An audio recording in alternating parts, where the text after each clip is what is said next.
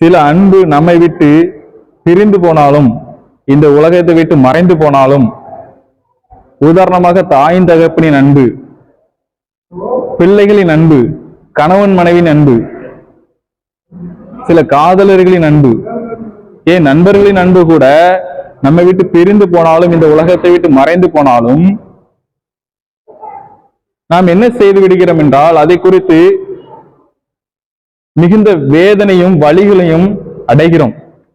அதை தாங்கிக் கொள்ள முடியாமல் சில வேதனைகளையும் வலிகளையும் அடைகிறோம். அதனால் நாம் என்ன செய்து விடுகிறோம்? ஒரு விபரீதமான முடிவுக்கு வந்து விடுகிறோம்.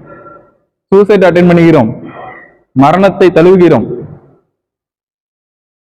இப்படிப்பட்ட ஒரு தாங்க முடியாத சூழ்நிலை நமக்குள் வருவதற்கு காரணம் நாம் அவர்கள் மீது வைத்திருந்த அந்த அன்பினால்தான்.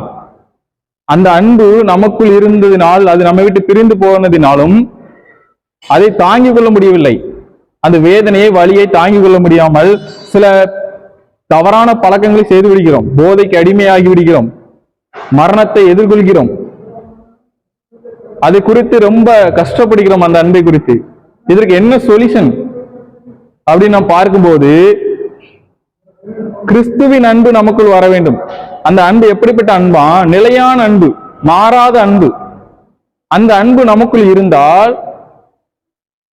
சில அன்புகள் நம்மை விட்டு பிரிந்து போனாலும் மறைந்து போனாலும், இந்த நிலையான அன்பு நமக்குள் என்ன செய்யுமா? நம்மை தாங்குமா, அதை தாங்கிகளோட சக்தியை கொடுக்குமா.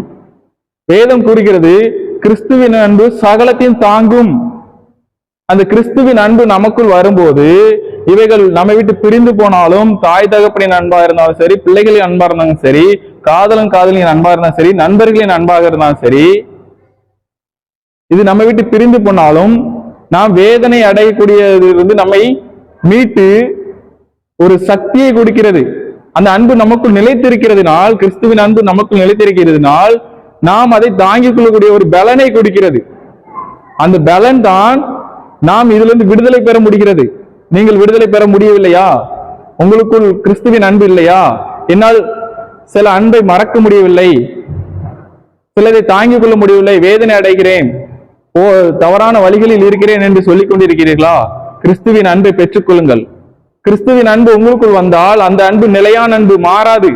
அந்த அன்பு உங்களை சகலவித வழிகளில் இருந்தும் வேதனைகளில் இருந்தும் அது தாங்கும், சகலத்தையும் தாங்கிக் கொள்ளும் சக்தியை கொடுக்கிறது. கிறிஸ்துவின் அன்பை பெற்றுக் கொள்ளுங்கள். தேங்க்யூ. God bless you.